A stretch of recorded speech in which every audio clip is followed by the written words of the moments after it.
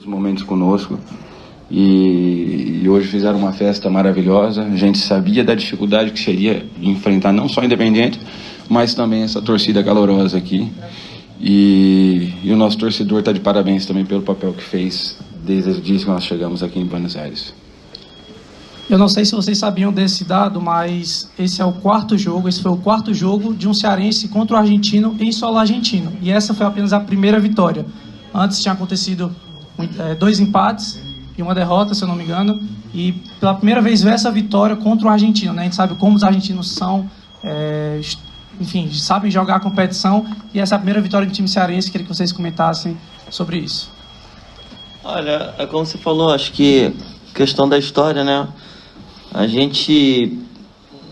Eu particularmente, posso falar por mim, eu não fico muito atento a questões de números, né? Eu sempre gosto de focar no próximo jogo. E como a gente tem tido uma cobrança grande, né, na questão do brasileiro, são questões de detalhes. A gente tem feito bons jogos no brasileiro e o resultado não tem vindo. E assim como na Sul-Americana, a gente bons jogos, só que o resultado está vindo. Então, é uma questão de paciência, né? Como o Lucas falou, eu falei antes ali na entrevista, todo mundo anda junto, né? Direção, jogadores, torcida, que a gente está em 3 competições, a gente sabe o quanto a nossa liga é difícil. Então, acho que eu penso jogo a jogo que a gente vai fazendo história assim, sem passar por cima de ninguém. A gente não poderia, mesmo com uma vantagem de perder por um gol, se agarrar nela. O São Paulo tá que no segundo tempo a gente foi para cima, eles não tiveram uma grande chance de gol.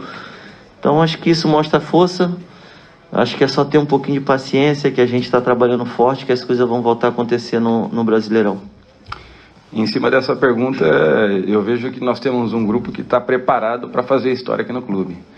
E é um grupo que tem uma união muito grande, é um grupo que se gosta, e isso realmente é difícil de encontrar. E acho que quando você tem isso tem que ser valorizado. O que eles fazem um pelo outro dentro de campo, são poucos grupos que fazem isso.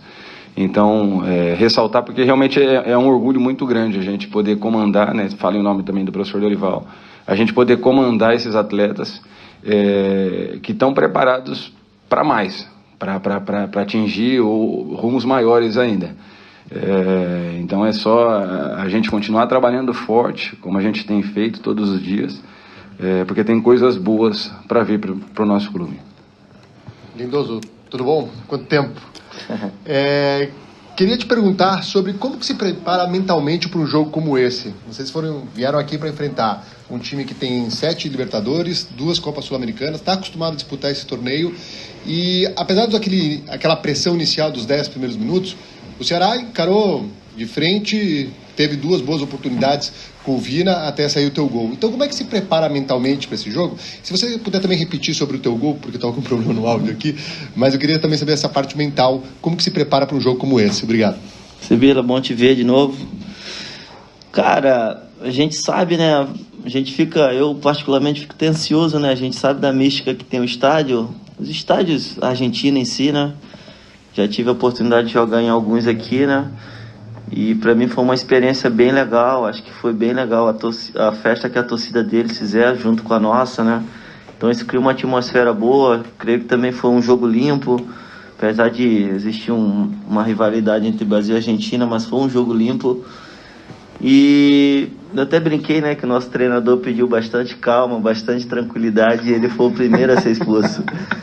Então, mas faz parte, acontece. Quando acontece uma expulsão, ninguém quer ser expulso. Então são detalhes do jogo. Mas eu acho que, por toda a atmosfera, eu acho que foi, apesar da história que se comentou, que a gente fez, acho que o jogo em si foi um grande jogo nosso, assim, de imposição, de maiores chances de gol, apesar de não ter tanta posse, mas de chances claras. E, cara, eu brinco, né? Tem muitos amigos meus que ficam me cobrando em questão do gol. Eu comento aqui que até o nosso próprio treinador me cobra bastante. E ele tá devendo um churrasco, que disse que a hora que saísse um gol de volante, no caso especificamente somente eu, né? Tem 10, mas ele fala só pra mim. E E daí foi um lance ali, né, de bate e rebate, a bola passou por mim, mas quando eu virei ela sobrou na minha perna esquerda, que não é boa, mas pude finalizar bem, né, bem no canto. Feliz, primeiro gol aqui no Ceará, um gol histórico também em relação a tudo isso, classificação, a vitória aqui fora de casa, mas então bem feliz. Lindoso, boa noite, Jussier do Futebolês. Queria saber como é que vem o Ceará para uma competição que é absolutamente diferente a partir de agora, né? A partir de agora, mata-mata, as oitavas de final, tem uma configuração diferente da fase de grupos. O Ceará conquista 6 vitórias em 6 jogos possíveis, 18 pontos possíveis, apenas um gol sofrido, então assim, vem com uma campanha irretocável nessa primeira fase, na fase de grupos. Isso tem alguma influência no rendimento, no jogo de mata-mata, a partir das oitavas, ou você acha que é um outro campeonato, que a partir de agora isso não é levado em consideração? Acho que cada jogo tem sua história. A gente fala da questão do mata-mata, de um título da importância que é a Sul-Americana, se torna um campeonato mais curto, né?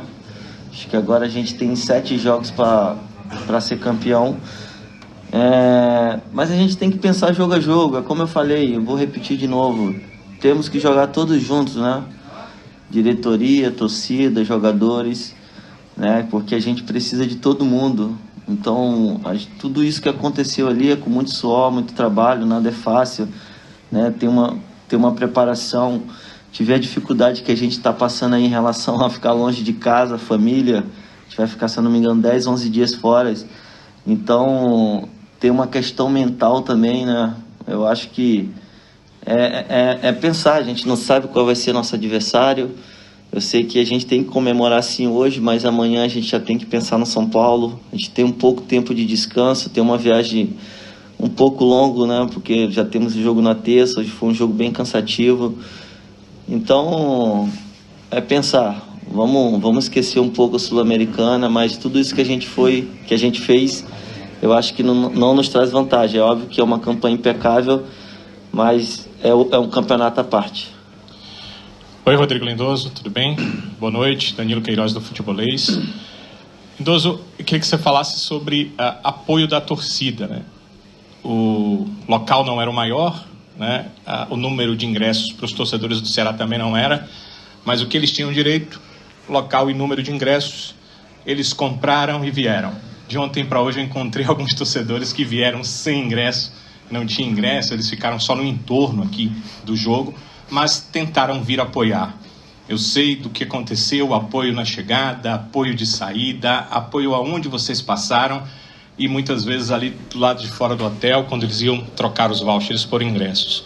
O quanto isso foi importante, como é que você vê essa questão do apoio da torcida? Estamos na Argentina, não estamos no Brasil, mas o torcedor mesmo assim veio apoiar. Como é que isso passa na cabeça de vocês? O que significou para vocês? Olha, eu falo assim, em questão de todos os jogos, né, brasileiro, Copa do Brasil, Sul-Americana, a gente sabe da importância que é nosso torcedor, né? A gente sabe que quando o nosso estádio está cheio, quando eles estão empurrando a gente sente uma responsabilidade a mais. Só que somos profissionais, temos que ter cabeça boa, assim como a gente vem jogar aqui fora, que tem um ambiente totalmente desfavorável a nós, a gente tem que ser profissional, jogar. Então, assim, é sempre lindo, né, quando as coisas se encaixam. Eu cobrei ainda há pouco em relação de andarmos todos juntos. Vai ter dia que o resultado não vem, mas precisamos de todos. Então, a gente sabe, às vezes, né, próprio vocês, né, até pelo fato de alguns treinos fechados, né, às vezes tem essa dificuldade da imprensa aí ainda, mas é um time que trabalha pra caramba, né? O Lucas está aqui de prova, existe uma cobrança muito grande dia a dia. Então, é bem legal quando eles vêm, faz a festa nossa, e é bem legal quando a gente retribui também. Mas, infelizmente, se a gente pudesse ganhar todos os jogos do ano, seria legal. Mas, então, a gente já teve adversidades, eu creio que, não queria dizer isso, mas a gente vai ter na frente, porque é um ano longo, muitas viagens, muitos jogos. Então, a gente precisa, em cada minuto, cada jogo, cada disputa de bola, a gente precisa todo mundo junto. Lindoso, boa noite ou bom dia aqui, né? Mário Kempis aqui do TVC Esporte Clube. Queria fazer uma pergunta para você e também para o Lucas. Queria falar com você sobre o esquema tático. O Ceará mais uma vez passa um jogo em branco sem levar gols. E você tem um papel bem específico, já conversei até com o Dorival sobre isso. Você joga ali na frente, mas você é aquele tipo do volante também que sai jogando e tal. Queria que você pudesse falar um pouco sobre o esquema tático do Ceará, porque às vezes ele muda, né? O Dorival coloca com 3 volantes, você, o Richard e o Richard, às vezes é o Giovani, às vezes ele colocou o Eric também, mas hoje o time encaixou de uma forma o sistema defensivo que no primeiro tempo o João Ricardo só fez uma defesa. Queria que você pudesse falar sobre esse esquema tático. E para o Lucas, o Dorival tinha comentado em outras coletivas a respeito de pouco tempo para treinar, e realmente tipo, viagem, tudo, jogos e tal. Queria que você pudesse relatar um pouco como é que está sendo esse treinamento de vocês. Se vocês estão fazendo coletivo, se é só apenas um tático, se é um técnico. Ontem o João Ricardo, eu fiz esse questionamento para ele sobre o que é que vocês iam treinar lá no CT do Boca. Ele falou, pô, Mário, a gente vai fazer tudo, mas a gente tem que ver técnico, tático, a parte mental. Queria que você pudesse falar um pouco como é que está esse trabalho de vocês e parabéns pela conquista hoje. Obrigado. Acho que taticamente, eu também não posso falar tudo aqui, que eu entrego muita coisa. Nossa, o de hoje, só o de hoje. Não, acho que não mudou muita coisa. O Dorival já deixou bem claro que vamos jogar da mesma maneira em qualquer lugar, né? É óbvio que a gente tem nossos cuidados em relação a um ponto mais forte do adversário, assim como a gente tenta ver um possível ponto fraco do adversário para a gente aproveitar.